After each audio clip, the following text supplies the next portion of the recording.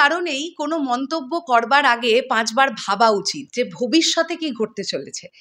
আমার মনে হয় যারা সেই সময়টাতে নানান রকমের গুজব রটাবার চেষ্টা করছিলেন, কেউ বলছিলেন যে ইধিকা পল স্কেডিউল ফাঁসিয়েছে, কেউ বলছিলেন যে বরবাদ টিম কি করছে, কেন আটকে গেল শুটিং, তখন কিন্তু বারবার তোমাদেরকে একটা ভিডিও বানিয়ে বলছিলাম যে মেগাস্টার শাকিব খানের যে সেকেন্ড লুকটা বরবাদ সিনেমায়, সেটা রেডি হতে সময় লাগছে।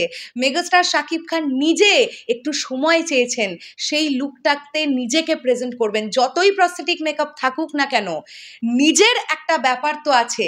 একটা লুক থেকে আরেকটা লুকে শিফট হলে কি শুধুমাত্র ফেসিয়াল মেকআপেই সমস্ত চেঞ্জ হয়ে যায়? তার ফিজিক চেঞ্জ করার ব্যাপার থাকে না? এই ব্যাপারটা টিজার দেখে জলের মতন পরিষ্কার। হ্যালো আমার সাকিবিয়ান ভাইরা বোনেরা, চলে এলাম আরও একটা নতুন ভিডিও নিয়ে। আশা করছি তোমরা সবাই খুব ভালো আছো। এটা ভাবতেই কোথাও গিয়ে ভালো লাগছে যে আজকের ডেটে দাঁড়িয়েও আমরা টিজার নিয়ে আলোচনা করতে পারছি বরবাদের।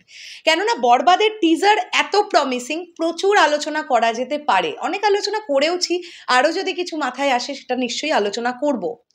এখন এই ভিডিওতে একটুখানি কথা বলি সেই ওই মোমেন্টটা মনে করো যেখানে মেগাস্টার শাকিব খান হোয়াইট কালারের একটা কস্টিউম পরে হেলিকপ্টারের দিকে হেঁটে যাচ্ছেন এবং সাইড করে বললেন, সাইড করে তাকালেন আর ব্যাকগ্রাউন্ডে আমরা শুনতে পাচ্ছি এই জিল্লু মালদে।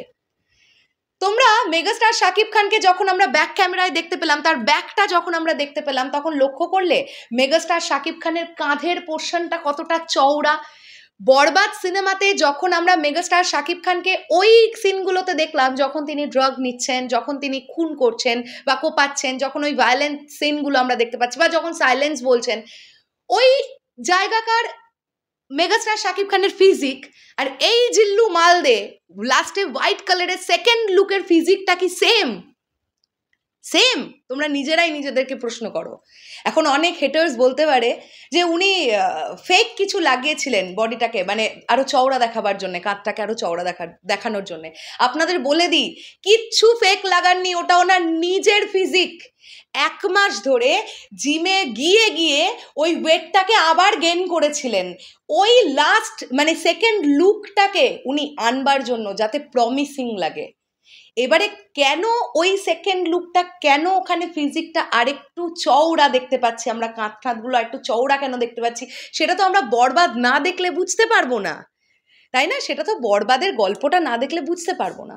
তো এই যে তখন যে বলেছিলাম যে মেগাস্টার শাকিব খান সেকেন্ড লুকটার জন্য প্রিপারেশন নেওয়ার জন্য তিনি একটু ওয়েট করছেন, বরবাদ টিম একটু দাঁড়িয়ে গেছে, কেননা সেকেন্ড লুকটা রেডি করতে সময় লাগছিল, তাহলে এখন বিশ্বাস হলো তো সেই কথাটা? আমার মনে হয় এরপরে আর কারোর কিছু বলার থাকবে না। আর এরপরেও যদি কেউ কিছু বলে তাহলে তো শিওর সাকিবিয়ান ভাইরা বোনেরা জেনে রাখো, এরা ইন্টেনশনালি করছে, একদম ইন্টেনশনালি, ইচ্ছাকৃতভাবে করছে। সবাইকে উত্তর দেওয়ার কোনো প্রয়োজন নেই। কথা হবে সিনেমা হলে, কথা হবে বক্স অফিসে, ব্যাস। এর থেকে বেশি আবার কি?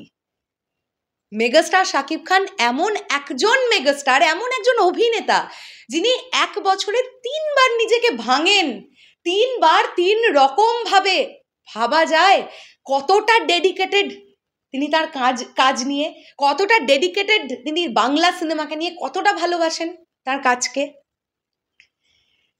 যাই হোক, শেষ করলাম ভিডিওটা। তোমাদের কি বক্তব্য এই বিষয়টাকে নিয়ে অবশ্যই কমেন্ট করে জানিও। আর এই ব্যাপারটা কতজন নোটিস করেছো সেটা কমেন্ট করে জানাও। টিজারটা আবার দেখে ফেলো, তোমরা ফিজিকের চেঞ্জটা বুঝতে পারবে কি বলতে চাইছি আমি।